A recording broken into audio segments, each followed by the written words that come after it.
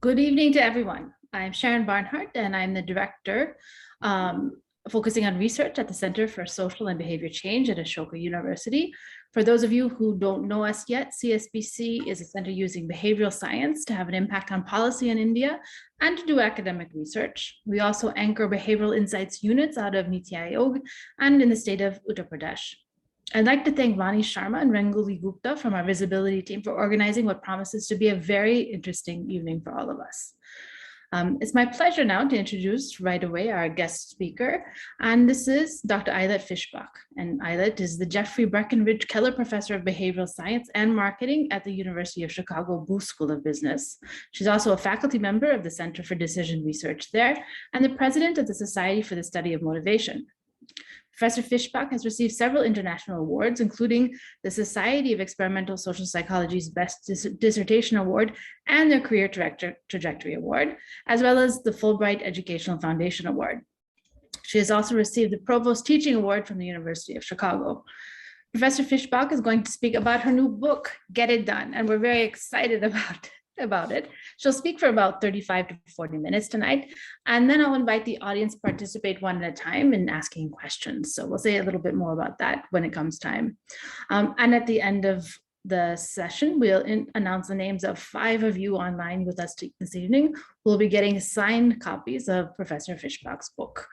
With that housekeeping out of the way, let me turn the floor over to Professor Fishbach. Welcome, Ayelet, to CSBC and to India. Thank you for having me, Sharon. Thanks to everyone who was able to join us this morning. Let me share my screen and we'll just get into it. And so as Sharon mentioned, I'm calling in from the University of Chicago, where I've been a motivation scientist for some number of years. A couple of years ago, I sat down and realized that the field of motivation science has been exploding, that it's messy, that we have a room full with all these hidden treasures, all these motivation interventions, and that I need to make sense of it for myself. And so in the process of making sense of the field of motivation science, I wrote this book, Get It Done, and let me share with you some of the things that I discovered.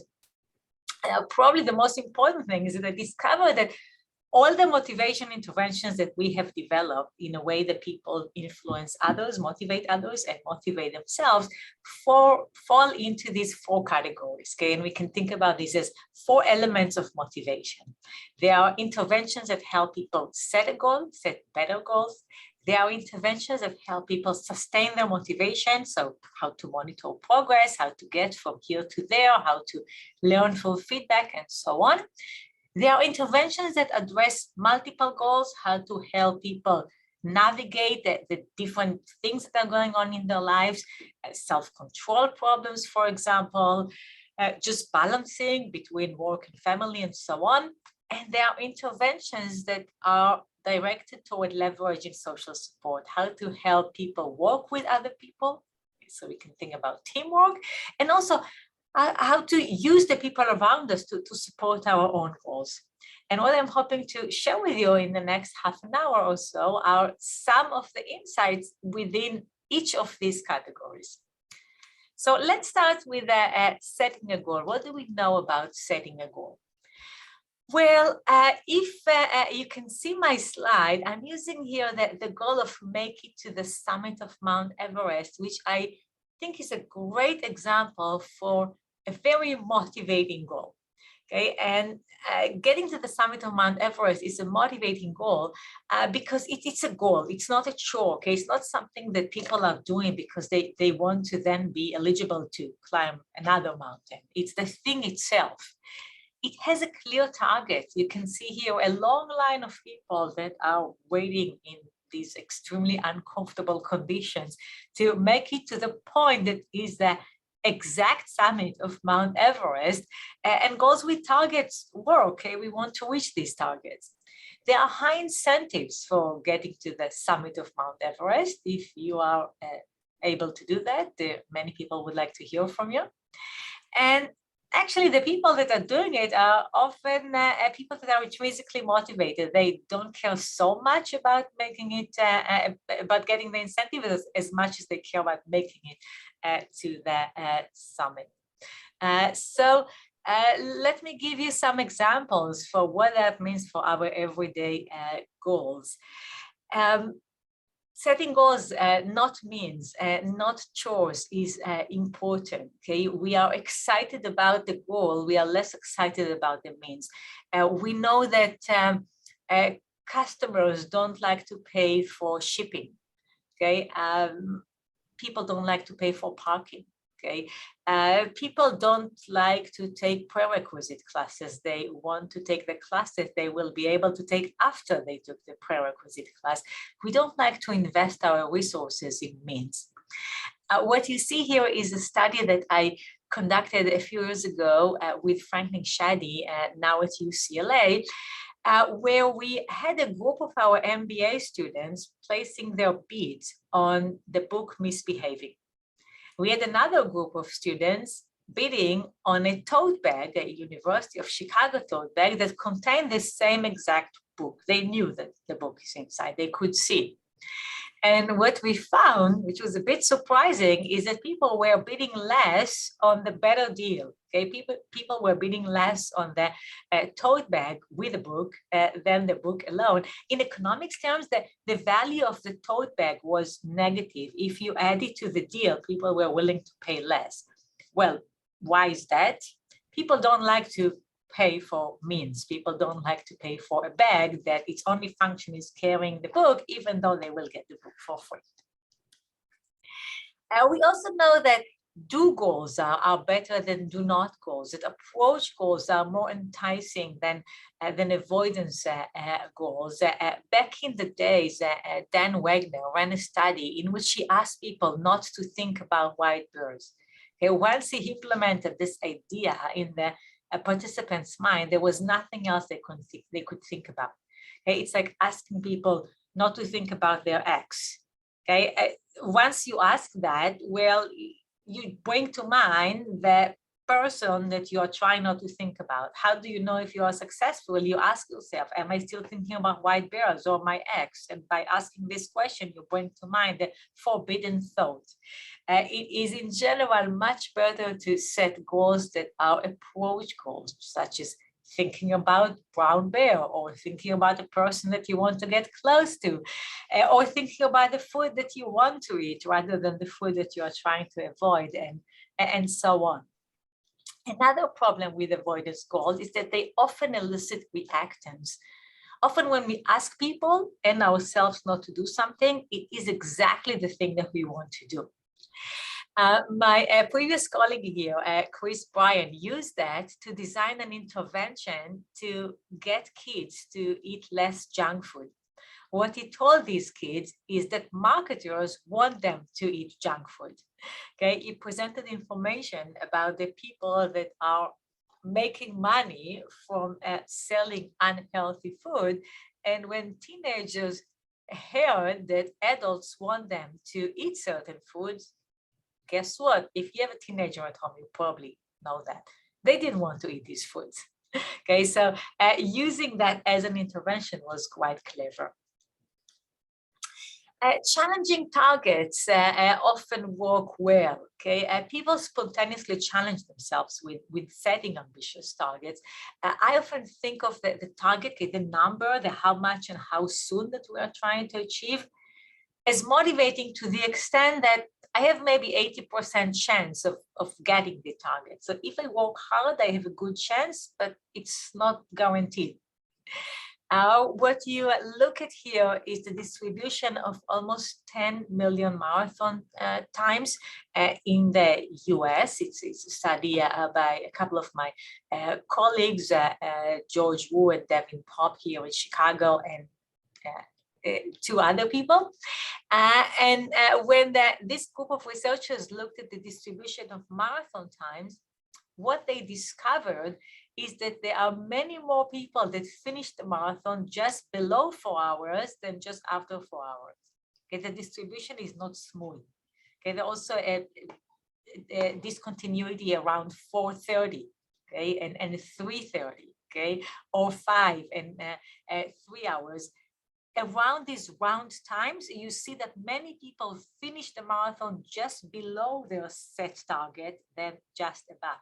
It's not easier to finish a marathon in 3 hours and 59 minutes than 4 hours and 1 minute, but 4 hours is a motivating target for many people.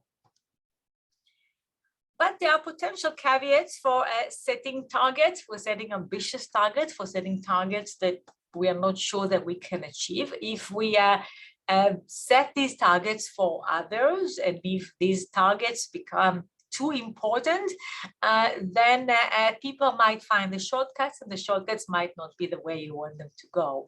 Wells Fargo was reminded of that with their great initiative. It was GR8 initiative. A few years ago, they headed an internal campaign of selling at least 8 financial products per customer.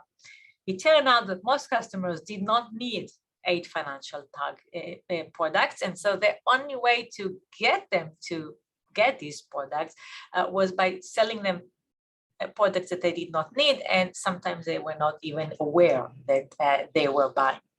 So we want to be careful with our ambitious targets when they are set for others and not for ourselves. When we have too much attachment to these targets, we forget that they are meant to motivate performance. And it's not really important whether you reach that exact number.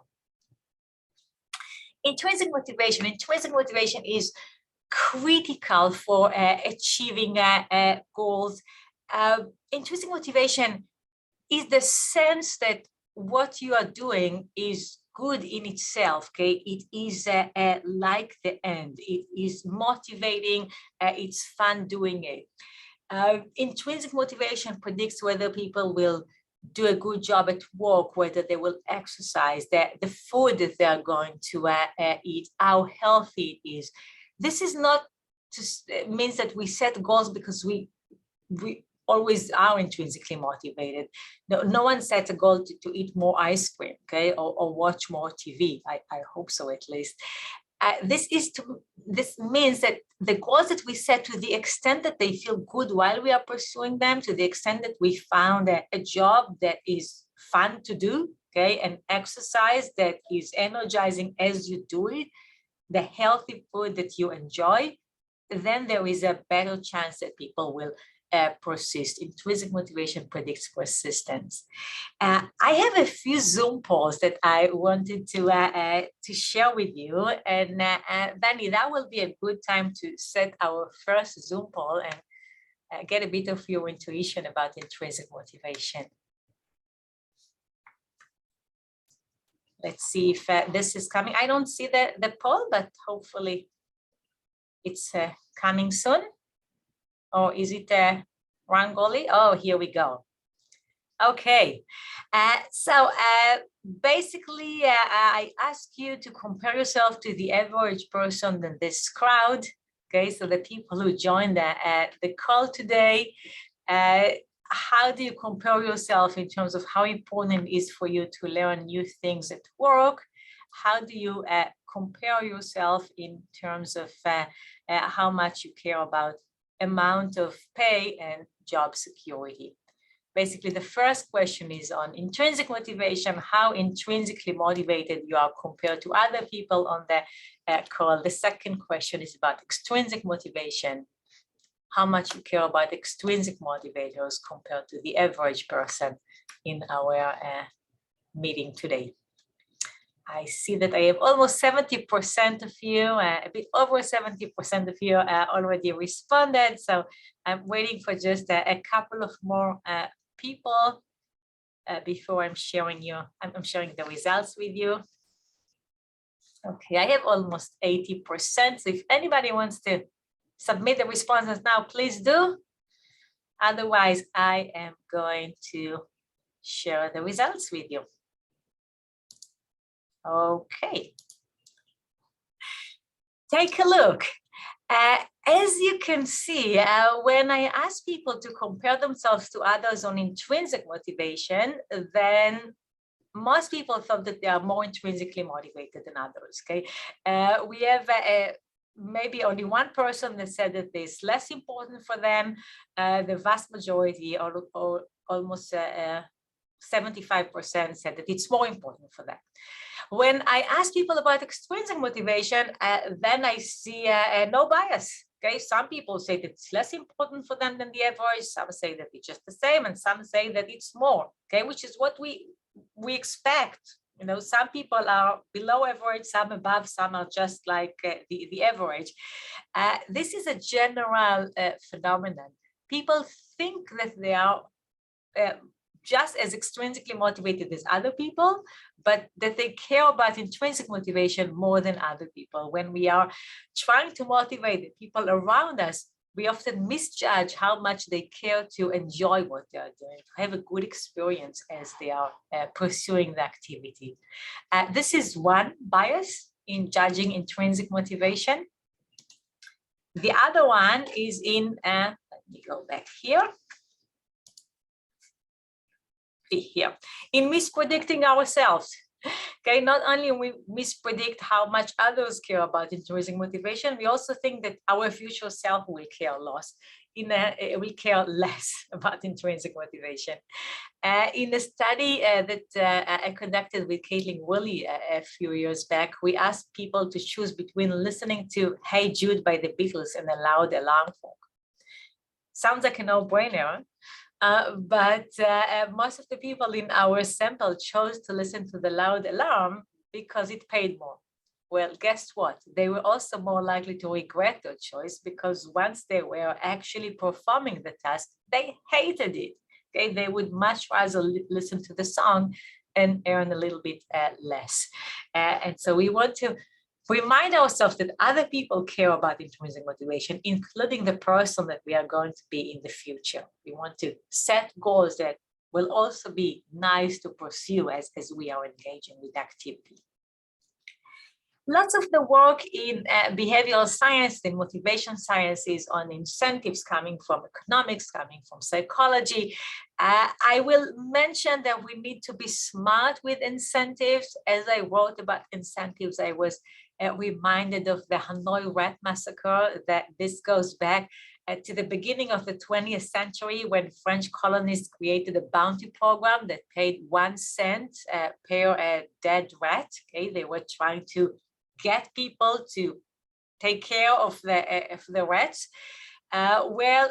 Initially it looked like the bounty program works very well. There were many dead rats, but what they soon discovered is that the residents of Hanoi needed the money more than they needed to get rid of the rats. And so they were breeding rats and having more rats so they can claim the money. Later on, this got the name the Cobra effect after a similar program to eliminate cobras in India. We know that few incentives often work better. We know that when we tell kids that food will make them stronger, or in this particular study, will make them smarter, they will be able to count to 100. Kids don't want to eat this food. Okay, when we told the kids a story about Tara who ate carrots because she wanted to learn how to count, they didn't want to eat these carrots. Okay, the incentive backfired. Let's talk a bit about sustaining motivation and how to get from here to there. In general, as people make progress, they're more motivated. Okay, if you look at loyalty program, at the beginning, people are less motivated than at the end. The first purchase, you might still forget that you are even in this program and never make the rest of the purchases. The last purchase before you win the reward, you're going to make it. We see that also with the college dropouts. Okay, people who drop out college, which in the US it's about half of the kids that start college, usually do it in the first and second year, not when they are about to reach the goal. Okay, with progress, the contribution of every purchase or every year of college or every step seems larger. Okay, the last step gets you 100% of the goal. Even if it's not all or nothing goal, even if it's not about like reaching it and getting the rewards, like exercising, okay, or doing a good job at work, With progress, people feel more committed, they feel more able, they are more likely to stick with the goal. So often we want to encourage people to just start, to just make some progress, and know that once they made some progress, they are going to do it. But sometimes we see that when people make progress, they disengage with the goal. Okay, they might feel licensed or depleted. In the slide here, you see people that are using the escalator to get to the gym. So in a way, anticipating that they will exercise, they already not moving their body too much. I believe that many of you had the experience of maybe going to the gym and trying to find a parking spot that is the closest to the door, okay, thinking that you want to eliminate the extra steps, given that you're going to exercise later. And so we need to think about when people are going to take progress as a sign of commitment and increase their engagement, as opposed to taking it as a sign to relax, okay, to feel maybe licensed or depleted and move to something else. And what we found is that for novices and up to the midpoint, it's often better, it's more motivating to think about actions that people have taken, okay, to think about completed action. Progress increases motivation at the beginning. For experts and beyond the midpoint, attention to lack of progress increases motivation. And so at the beginning, we want to pay attention to the glass that is half full, and after the midpoint to the glass that is half empty. And this way, stay motivated both at the beginning and beyond the midpoint. We also find that how you monitor progress affects the level of aspiration, how far you want to go. This is a study with employees in Seoul, in South Korea, where we found that when people were giving attention to the progress that they have made so far, they liked the current job, but they had less desire to move up the ladder, okay, to make progress than if they were paying attention to the tasks that were still on the plate, the thing that they still had to complete. At this point, I would like to launch the second poll. So, Benny, can you help me with that? It's a very short one, I believe. Yeah, just one question for you. Think about a goal that you've accomplished. It could be a big one, like college degree, running a marathon, or a small one. Okay, and tell me when were you more motivated, at the beginning, the end, or in the middle? Thanks everyone that has responded. I have more than half of you already responding. Great reaction time. We are at 75%. All right, if a few more people can submit their answers, I think we have almost everybody responding, and their results look beautiful. I can't wait to share it with you. It's always nice when, even with a small sample, we get the result that we get when we look at hundreds of people. So let me close this and share with you. As you can see, many people reported they were motivated at the beginning, okay, when they just started. Many people were motivated at the end when they were about to finish, but only a minority felt most motivated in the middle. And this is a nice illustration of what I refer to as the middle problem.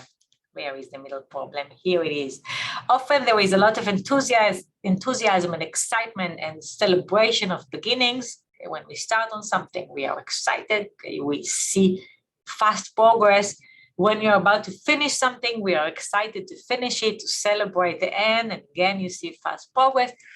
In the middle is where motivation is often on the decline. People get stuck in the middle. Here's one demonstration from Israel where people were celebrating the holiday of Hanukkah, and this holiday requires that you light the menorah candles on 8 consecutive nights. Okay, so every night you need to light the candles. Most people did it on the first night. Okay, the majority did on the last night, but in the middle is where we saw the decline. In other studies, we found that people are less likely to pursue the goal and are less likely to adhere to the personal standards, to do a good job when they are in the middle. In one study, we looked at how people literally cut corners. We gave them a pair of scissors and a sheet of paper that had shapes on it. They had to cut those shapes neatly as much as they could. They were doing a great job at the beginning, first shape and the last shape. In the middle, they were literally cutting corners. Okay, they were not doing a good job. And so we need to think about how not to make the middles too long. Okay, we need to maybe have a weekly exercise goal and not a monthly exercise goal, a monthly saving goal and not an annual saving goal. Okay, saving for retirement, that's a very long goal, okay, with a very long middle, and that invites procrastination. Keep middles short. We also know that learning from feedback is critical for goal pursuit. And I have here some quotes from people advising us to learn from feedback. Serena Williams tells us that she has grown most not from victories, but setbacks, that if winning is God's reward, then losing is how it teaches us. The Supreme Court Justice John Roberts here in the US once in a graduation speech suggested to graduates that they should fail from time to time. He wished that they would fail so that they have something to learn. But the reason that many people remind us to learn from failure is because we are not inclined to do so. And many of the interventions in the motivation science are there to help people learn from failure. So we know that giving advice based on failure helps people learn. We know that some organizations have a celebration of failure and trying to have these nights where you talk about failure and what you have learned.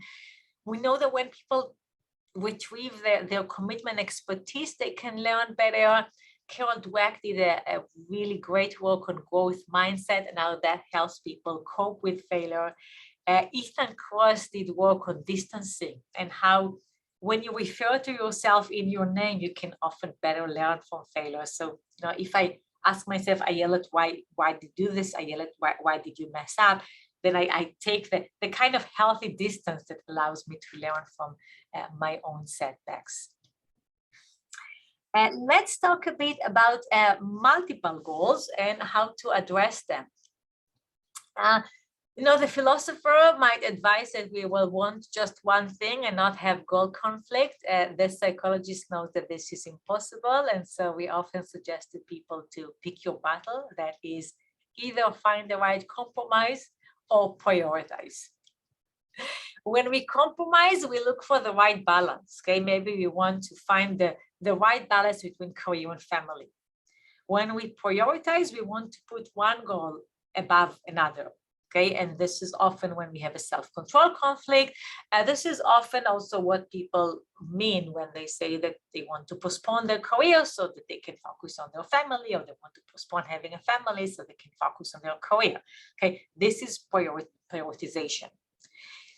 We probably want to know what we are trying to achieve, whether it's the compromise or the prioritization, before we set the intervention. Let me start with finding the compromise, finding the balance. In motivation science, we look for multi-final means. Okay, these are here activities that help people achieve multiple goals at the same time. Okay, so maybe you will walk to your work, you commute by walking or by biking, so that you get your exercise and you get to work, and you maybe save some money on transportation, all with the same activity. Okay. It's like the say feeding two birds with one stone, which I like because I don't like killing birds. This structure allows people to think about how to achieve multiple goals. The other structure that we refer to is the one that you see here, the Equifinal Structure, where you have several activities that all lead to the same goal. Okay, so I can exercise by biking to work, or by going to the gym, or by running outside. And presumably, these are often redundant. You don't need to do all of them. But when people can think about several ways to reach a goal, okay, they are more confident. It's like all roads lead to Rome. Okay, when you think about the fact that all roads lead to Rome, you know that you're going to get to Rome one way or another. Okay, so this is also motivating. Self-control, let me move to prioritization. Self-control is something that we devoted a lot of thinking to. It's basically the problem of helping people focus on one goal by putting another aside, by overcoming a goal that is now referred to as a temptation. Let me set another short poll now, or actually ask Benny to help us. Actually, this is the longest poll that I'm going to have. I think that I have a few questions there, but they should be very, very quick. Here we go. The third, there is one more poll coming after that, but this should be pretty quick, even though it has 6 questions. I'm basically asking you the same 3 questions twice. Okay, I ask you whether you will do something once, and then I ask you about these activities, whether you would do them 10 times.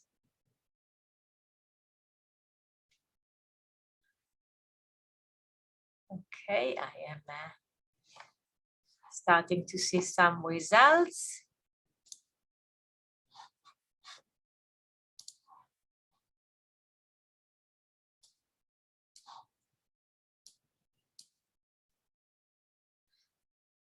Nice, it's so exciting to always see the results coming in.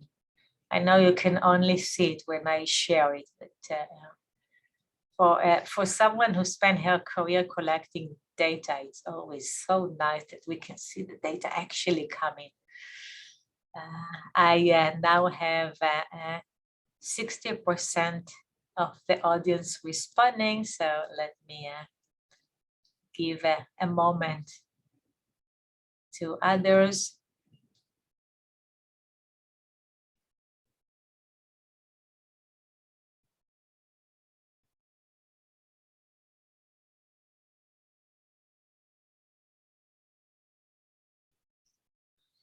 All right, we are at 80%. Okay, let me close and share with you. Anybody else wants to respond? All right, here we go. As you can see, I asked about 3 questions that people can see as ethical dilemmas. Okay, it's kind of, we sometimes maybe do it, but it's probably not okay. Okay, and I asked you whether you will do it once, and then whether you will do it 10 times. And now, when I ask about once, the majority of the people say yes. Okay, so actually, for the first question, it's pretty equal. Okay, for the second and the third, the majority say yes. Many people say, well, like just one time using my budget to pay for a friend's meal, that's fine. Just one time downloading a copyrighted materials without paying, that's fine. Just one time taking home office supply, that's fine. When I move to 10 times, this is when we see the majority saying no. The majority say, I'm not going to pay for a friend's meal 10 times this year. I am not going to download copyrighted materials 10 times this year, and I'm not going to take office supply 10 times this year, take home office supply. I'm not a thief, basically. And this is such a nice example for the effect of bracketing and wide decision frame. Basically, to succeed in self-control, we need to first identify that there is a temptation, and then we need to address the temptation. It's easier to identify a conflict. It's easier to identify a problem when you think about wide frame, when you think about multiple opportunities to engage in the behavior. Here's a study by my colleague here, Abby Sussman, who asked consumers about exceptional expenses. Okay, how much money are you going to spend on champagne or on the theater? Okay, or on going to a hotel. And when people just think about this once, okay, they plan to spend more money than when they think about all the times that they are going to buy champagne this year or go to the theater this year or stay in hotels. By reminding people that there are multiple opportunities to consider this, you help them recognize that there might be a self-control conflict. Okay, losing your temper just once, that's not going to destroy your relationship. When you are considering instead that you might lose your temper 10 times this year or this month, and then you realize that that could be a problem for the relationship and you stay more calm. And let me actually move here. In terms of battling temptation, what we find is that once the temptation has been identified, okay, people know that there is a problem. If they know about it in advance, they are better able to resist it. Okay, so what you see here is a guy preparing to lift a box that we know is heavy because we can see on his body that the physical preparation. Okay, he's getting ready to lift something heavy. It's the same with self-control. If we know that there's going to be some tense situation in the office, we are better prepared not to lose our temper. Okay, if we know that there's going to be a ton of unhealthy food in the party, we are better prepared to control what we eat. Reminding people in advance that there's going to be a problem usually helps them. Okay, well, I don't want to talk about patience. Now I want to move to the last part, which is designing social support. And designing social support is critical both for goals that we are pursuing with others as a team, okay, when we pull a rope with other people, and for individual goals that we pursue in the presence of others. Okay, and so we see the social element in getting people to better coordinate and work with others in overcoming social loafing, and in helping people stay motivated in the tasks that they are doing, okay, like going to the gym and exercising in the presence of other people. When working with others, the problem is social loafing. Okay, when people pull the rope together, they might not put as much effort as when they are doing it by themselves. We know that in a group meeting, we usually don't think about the problem as hard as when we were thinking about it by ourselves. We find again that the half full, half empty strategy works for people that are less committed to the goal, that are not really sure that this is important. You want to highlight what other people have already done. Okay, you want to tell them that other group members have already contributed. For the highly committed people, you want to highlight what's still missing. Okay, what other people have not done yet.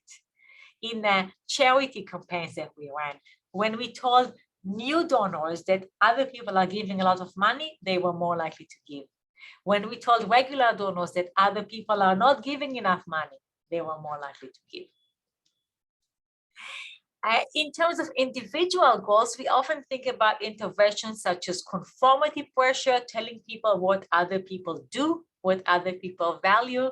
Here's the typical energy bill in the US. We are telling people how much electricity they spend, how much an efficient neighbor spend, and how much all neighbors spend, hoping that with information about others, which is knowing what other people are doing, we motivate people to do the right thing, which in this case is saving energy.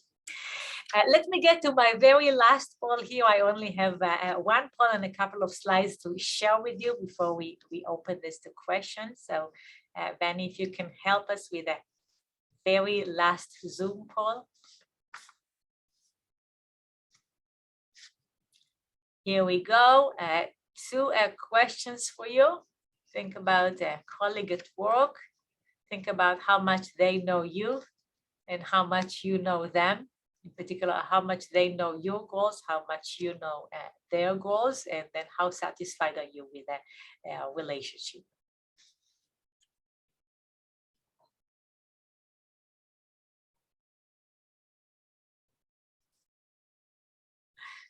All right. Thanks for doing that. I see about half of you already responded, which is great.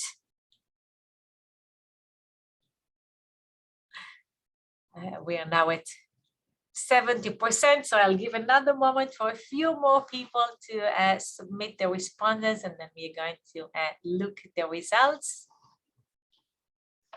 Anybody else? Okay, some people are still thinking about the colleague at work, I assume. I know that these are tough questions, so I'm not surprised that it takes more than a moment to answer this. All right, I have the majority of the people, so I'm going to end the poll and share the results with you. All right, what we see here, which is quite typical, is that more people believe that they know the other person than the people that believe that the other person best know them. Okay, in most of our relationships, most of the time, for most of the people, we believe that we know the other person's goals more than they know our goals. But you know what? What predicts our relationship satisfaction is not how much we feel that we know them, it's how much we feel that we are known.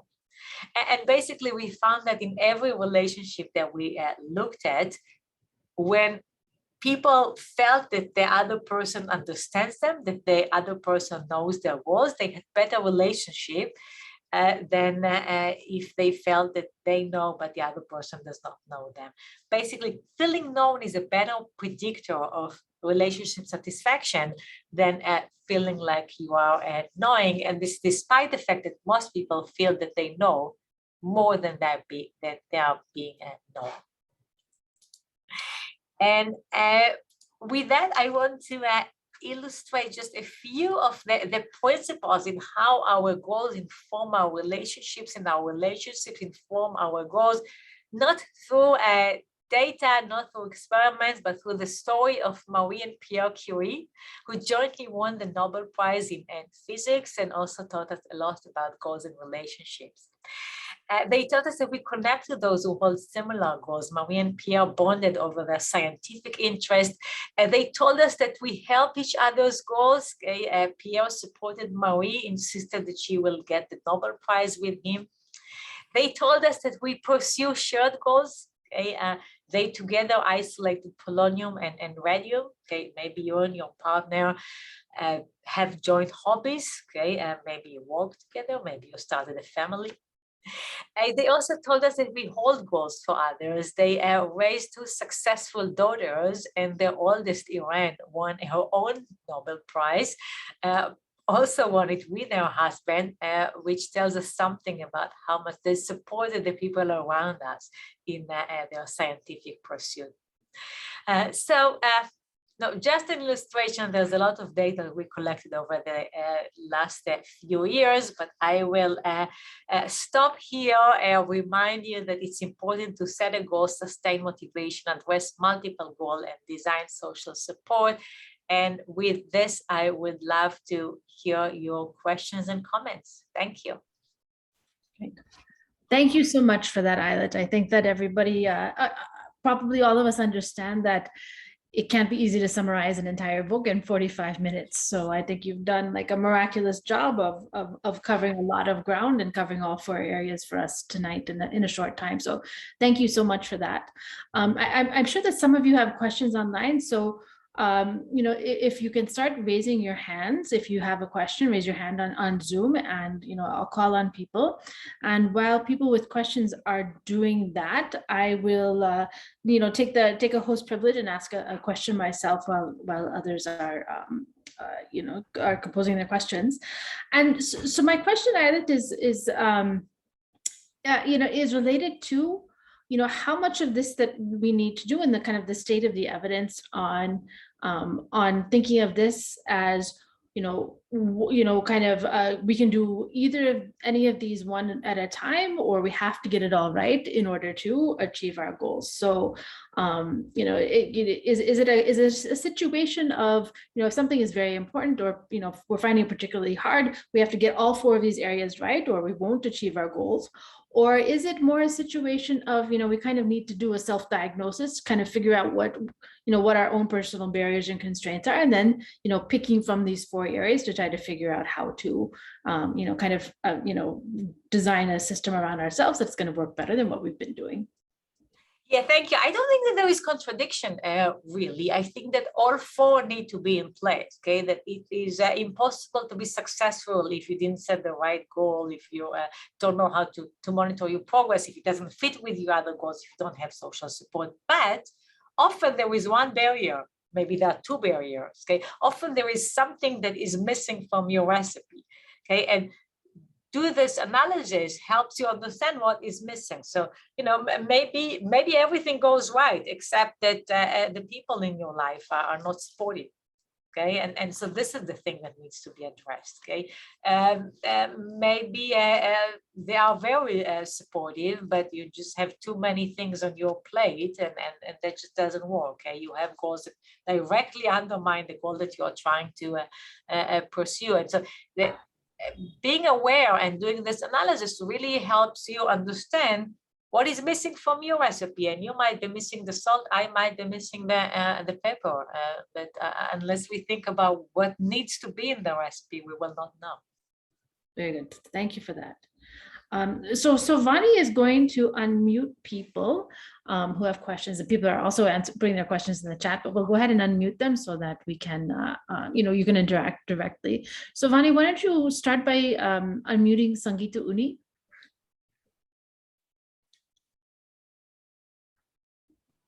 Sangeeta, go ahead. Yeah, hi. I was just wondering about when you were talking about intrinsic and extrinsic goals, whether your life stage or age influences a certain set of goals, a type of goals more than the other. I would think that when you're much younger, let's say early adulthood, early to middle adulthood, you would be possibly more driven by extrinsic motivation towards your goal-oriented behavior than you would perhaps at a later life stage. I'm just wondering what the influence of age or life stage you are at has on that, on intrinsic and extrinsic motivation, and that which drives behavior, goal-oriented behavior. Yeah, Sangeeta, this is a wonderful question. And, usually when we say that it's a wonderful question, it's because we don't have a wonderful answer. What you say makes a lot of sense for me. We also have a lot of data that younger people are less happy with their life than older people. So that basically happiness is higher for people in their 50s and 60s and even 70s compared with younger people, and it could be related to that. Saying that, I don't have the developmental data, and I don't think that anybody has. I think that it's a mistake for young people not to take intrinsic motivation into account when setting their goals, and I believe that they are making this mistake quite often. So thank you for the question, and if you want to do the study, then let's do it together. Sure thing. I would think that, especially post-pandemic, and well, a little before that, from a decade now, delayed gratification amongst young adults is pretty, difficult to achieve. So therefore, intrinsic motivation possibly is not does not have as much influence as extrinsic motivation, but that's a theory. Yeah, and definitely would like to pursue that line of thought with you. Thank you. Thanks. Are you muted, Sharon? Thank you. Vani, can you unmute Manu Panus, please? Hi, am I audible? Yes. Yes. Yeah, Ayelet, wonderful presentation. According to you, which type of goal would be more likely that I would enjoy it? Would it be the equifinal or the multi-final goal? Which is there a higher chance that I would pursue doggedly till the end? It would be the one that wasn't there, the unifinal.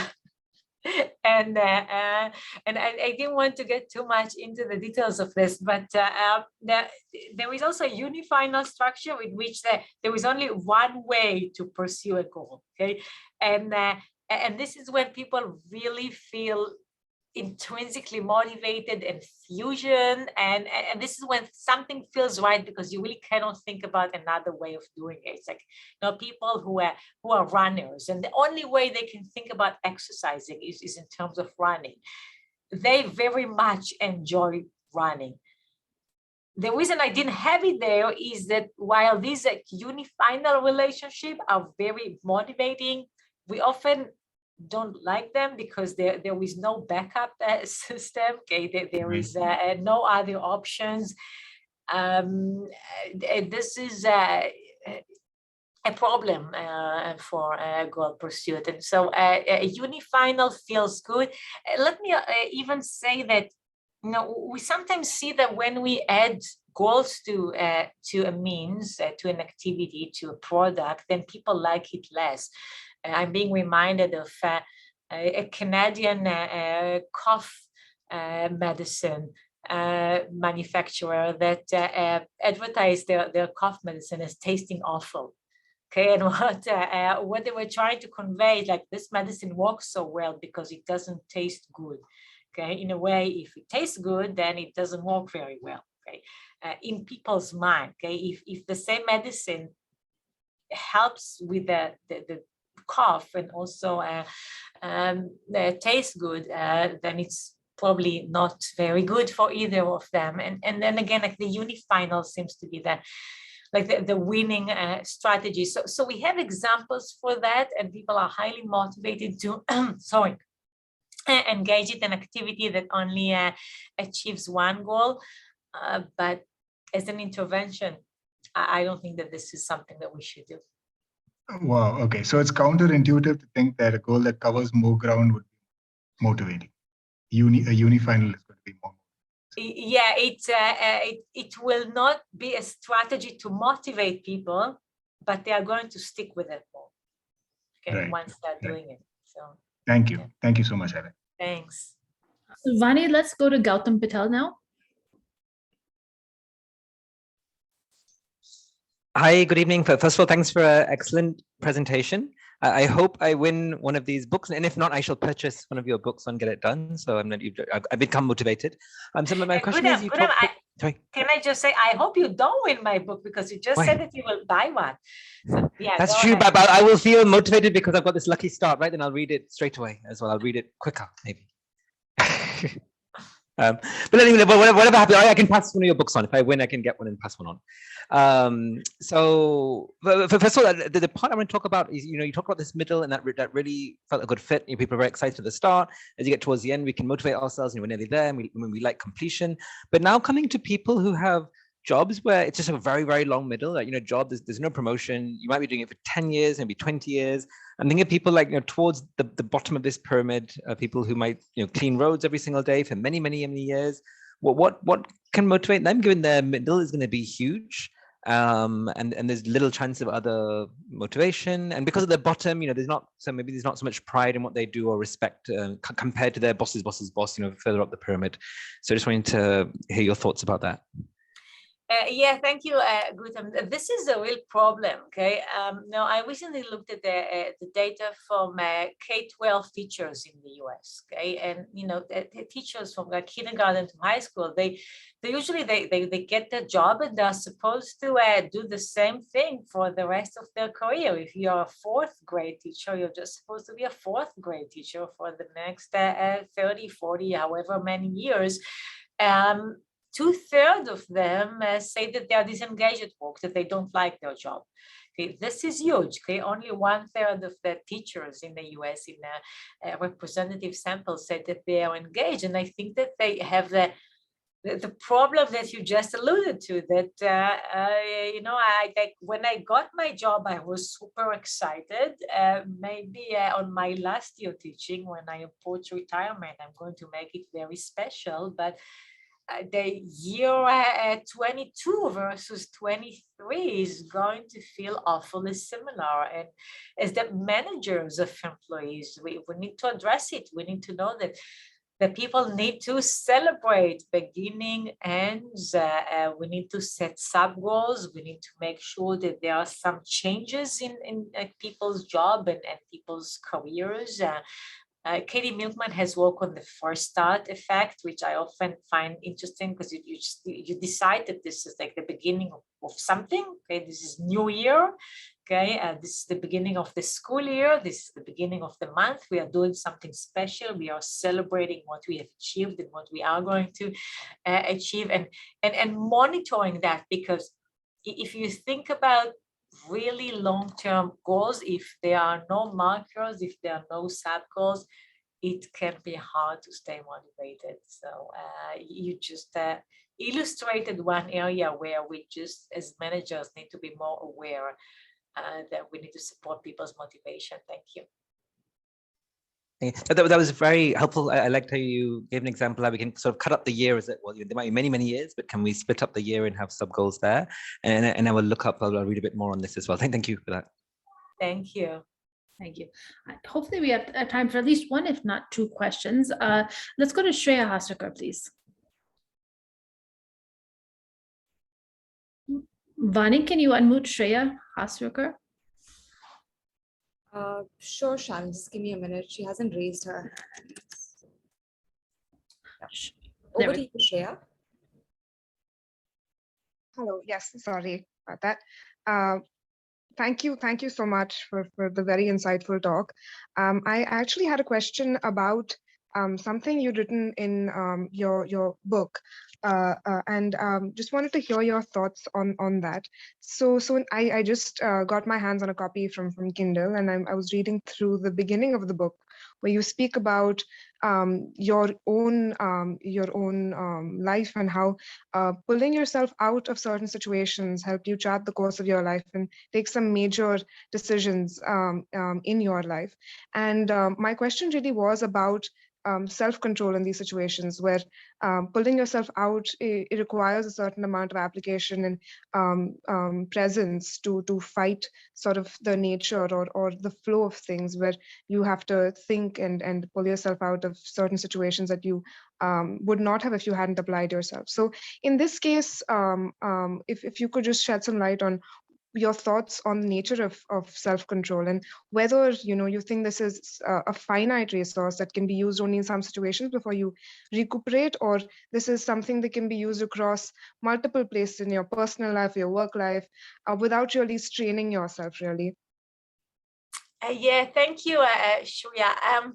Now, in my book, I tell my personal story. I'm an immigrant. I grew up in Israel and then moved to the US. And probably many of you had the opportunity to live in a different place from where you grew up, and you know that requires a lot of pulling. Okay, that requires getting yourself to do something that it's not intuitive for you, getting yourself to be the new person that you are becoming, and that requires self-control.